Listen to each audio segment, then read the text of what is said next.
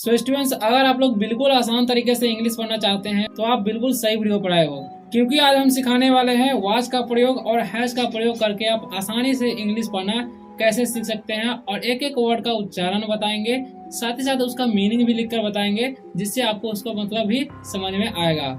So students, अगर आप लोग इसी तरीके से डेली वे में मेरे साथ रीडिंग प्रैक्टिस करेंगे तो जाहिर सी बात है कि कुछ ही दिनों में आपको इंग्लिश पढ़ना आने लगेगा और आप आसानी से इंग्लिश पढ़ना सीख जाएंगे। सो स्टूडेंट्स, अगर आप लोग वीडियो पर नए आए हो तो वीडियो को लाइक कर दें और चैनल को सब्सक्राइब कर ले इसी तरह से इंग्लिश पढ़ना सीखने के लिए। तो चलिए वीडियो को स्टार्ट करते हैं। अगर कोई डाउट हो तो कमेंट करके अवश्य पूछ सकते हैं। स्टूडेंट्स, टोटल हम दो तरीके का वर्ड सीखेंगे, एक होगा वाज का और एक होगा हैज का। ठीक, तो पहले हम वाज वाला सीख लेते हैं, उसके बाद हैज वाला सीखेंगे। सो स्टूडेंट, फर्स्ट सेंटेंस है हमारा, इसे पढ़ेंगे ए। जब भी ए अकेला रहे तो उसका उच्चारण होता है ए, तो हम इसे पढ़ेंगे ए। यहाँ पर लिखा हुआ है RAT। ठीक, तो बीच में जब ए रहता है और ए के बाद AT या AN रहे तो उसका उच्चारण होता है ए का ए, तो हम इसे पढ़ेंगे आर से होता है र और ए का हो जाएगा ए, टी से ट, तो पढ़ेंगे हम रैट। ठीक, इसी तरीके से होगा, W से होता है व और यहाँ पर ए का उच्चारण आ होता है, तो यहाँ पर भी बीच में ए है लेकिन इसका उच्चारण हम पढ़ते हैं वॉज। क्या पढ़ेंगे? वॉज। ठीक, और एफ से होता है फ और ए का उच्चारण होगा, यहाँ पर AT है तो ए हो जाएगा, तो फै। टी से क्या होगा? ट, तो पढ़ेंगे हम फैट। ठीक, ए मतलब होता है एक। ठीक, रैट मतलब चूहा होता है, वॉज मतलब होता है था, फैट मतलब होता है मोटा। ठीक है, ए रैट वॉज फैट मतलब एक चूहा मोटा था। ठीक, दूसरा सेंटेंस है, इसे पढ़ेंगे ए, क्योंकि ये अकेला है तो ए ही पढ़ेंगे। CAT, तो यहाँ पर AT आया। ठीक, तो सी का उच्चारण क होगा यहाँ पर। ठीक, और ए का ए, टी से ट, तो पढ़ेंगे हम कैट। वॉज, इसे वॉज ही पढ़ते हैं, वॉज। BAD, तो इसे पढ़ेंगे, बीच में ए है और डी है तो ऐड, यानी कि BAD बैड होगा, बी से होता है ब और ए का उच्चारण यहाँ पर होगा ए, डी से ड, तो पढ़ेंगे हम बैड। ठीक, ए का मतलब होता है एक। ठीक है, कैट मतलब होता है बिल्ली और वॉज मतलब होगा था, बैड मतलब होगा बुरा। ठीक, तो एक कैट वॉज बैड। ठीक, यानी कि एक बिल्ली बुरी थी। ठीक, तीसरा सेंटेंस है, एन से होगा न। ठीक, NAN, यहाँ पर ये जो है नाम है तो यहाँ पर ए का उच्चारण क्या होगा? आ होगा, तो इसे पढ़ेंगे ना। एन से होगा न, तो इसे पढ़ेंगे नान।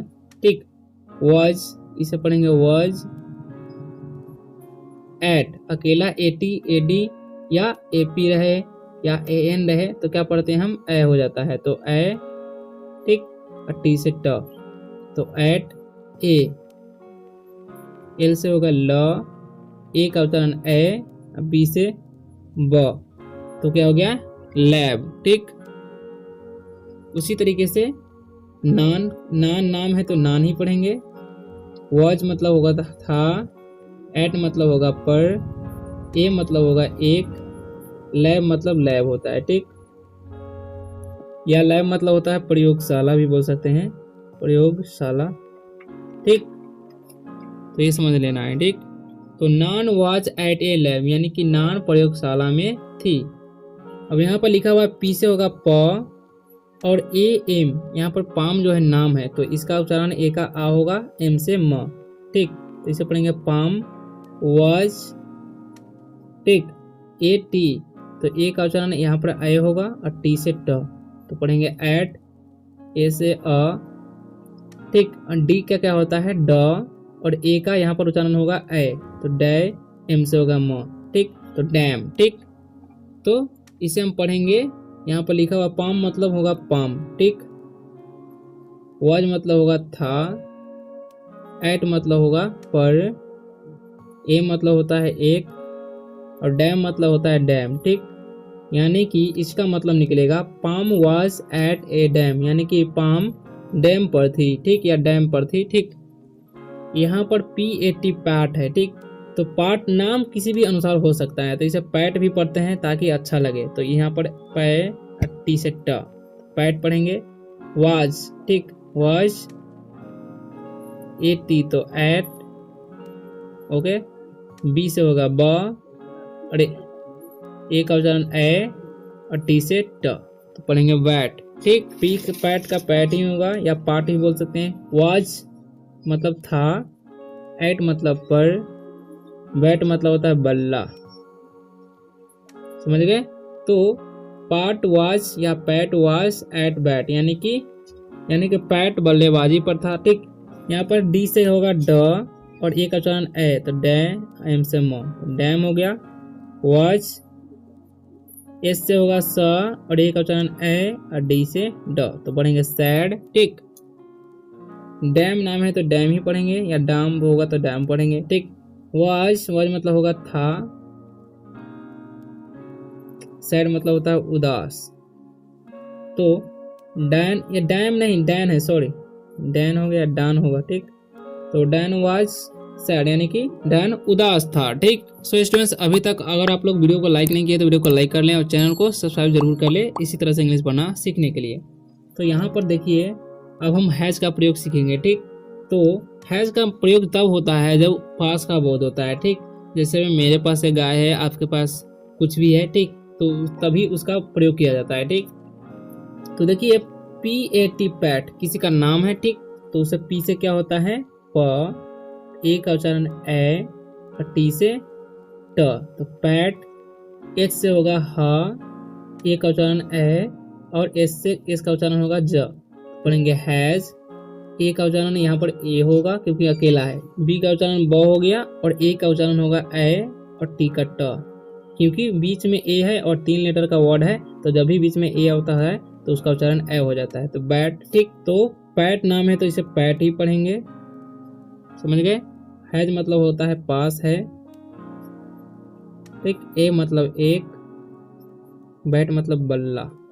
ठीक, तो पैट हैज ए बैट, यानी कि पैट के पास एक बल्ला है। ठीक, अब देखिए हैज का प्रयोग तभी किया जाता है जब सिंगुलर सब्जेक्ट हो। ठीक, यानी कि पैट एक ही है और एक ही व्यक्ति है, इसलिए हैज का प्रयोग किया गया है। ठीक, यहाँ पर अगर 2 नाम रहता और बी, यू और आई, ठीक, ये सब के साथ के हैव का प्रयोग किया जाता है। ठीक, और ही, सी, इट और एक नाम के साथ हैज का प्रयोग किया जाता है। ठीक, तो ये बात ध्यान में रखनी है आपको। ठीक, उसी तरीके से है, पी से होगा प, ए का उच्चारण होगा ए, म से म, तो पैम या पाम भी बोल सकते हैं। ठीक, नाम कुछ भी तरीके से बोल सकते हैं। ये होगा ह और ए का उच्चारण ए और जे एस का होगा ज, तो हैज। ए का उच्चारण ए, पी से होगा प और ए का उच्चारण ए और एन से न, जब भी A N, A T, A D, A P सब रहता है तो ए का उच्चारण ए हो जाता है, तो ए एन है तो ए का उच्चारण ए, तो पैन हो गया। ठीक, पैम या पाम भी बोल सकते हैं। ठीक, नाम किसी भी अनुसार रखा जा सकता है। हैज मतलब एक, पैन मतलब होता है कराही। समझ गए? तो पाम हैज ए पैन, यानी कि पाम के पास एक कढ़ाई है। ठीक, और उसी तरीके से है ए, तो इसका उच्चारण ए होगा क्योंकि अकेला है। सी का उच्चारण होगा क और ए का होगा ए, टी का होगा ट, पढ़ेंगे हम कैट। एच से होगा ह और ए का होगा उच्चारण ए और एच से होगा ज, तो हैज ए। एम से होगा म और ए का उच्चारण ए और टी से ट, क्या पढ़ेंगे हम मैट। ठीक, तो ए का मतलब होता है एक, कैट मतलब होता है बिल्ली, और हैज मतलब होगा पास है। ए मतलब होता है एक, मैट मतलब होता है चटाई। समझ गए? तो एक कैट हैज ए मैट, यानी कि एक बिल्ली के पास एक चटाई है। ठीक, अब है डी, डी से मतलब होता है ड और ए का उच्चारण होगा ए और डी से ड। ठीक, सॉरी ड होगा डैड। एच से होगा ह और ए का उच्चारण ए और एस का ज, हैज। ए का मतलब होगा ए का उच्चारण ए ही होगा क्योंकि अकेला है, और सी का उच्चारण होता है क, मतलब यहाँ पर होगा। ठीक, और ए का ए, कै और टी से ट, तो कैट। ठीक, तो डैड। ठीक, डैड मतलब डैड होता है, या डैड भी बोल सकते हैं या पिता बोलते हैं। ठीक, पिता। पास, हैज मतलब पास है। ए मतलब एक, कैट मतलब बिल्ली। ठीक, तो आप भी इसे निकाल सकते हैं आराम से, डैड हैज ए कैट। ठीक, तो डैड भी अकेला है इसलिए हैज का प्रयोग किया गया है। ठीक, तो डैड हैज ए कैट यानी कि पिता के पास एक बिल्ली है। ठीक, इसी तरीके से है ए, बी से होगा ब, ए का उच्चारण होगा ए और जी से ग। तो बैग, एस से उच्चारण होगा ह, ए का उच्चारण ए है और एस से ज। तो हैज, ए का उच्चारण होगा ए और टी का ट, ए का उच्चारण ए और जी का ग। तो बढ़ेंगे टैग। ठीक, तो ए का मतलब होता है एक, बैग मतलब होता है थैला, ठीक, और हैज मतलब पास है, ए मतलब एक, टैग मतलब टैग होता है। ठीक, समझ गए।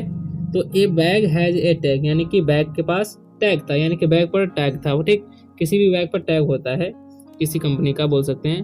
उसी तरीके से है एस से होगा स, ए का उच्चारण ए और एम से म। तो सैम, एच से होगा ह और ए का उच्चारण ए और एस से ज। तो हैज ए, बी का उच्चारण होगा ब, ए का उच्चारण होगा ए और एस डबल एस का होगा श। तो बैस। ठीक, सैम का नाम है तो सैम ही होगा।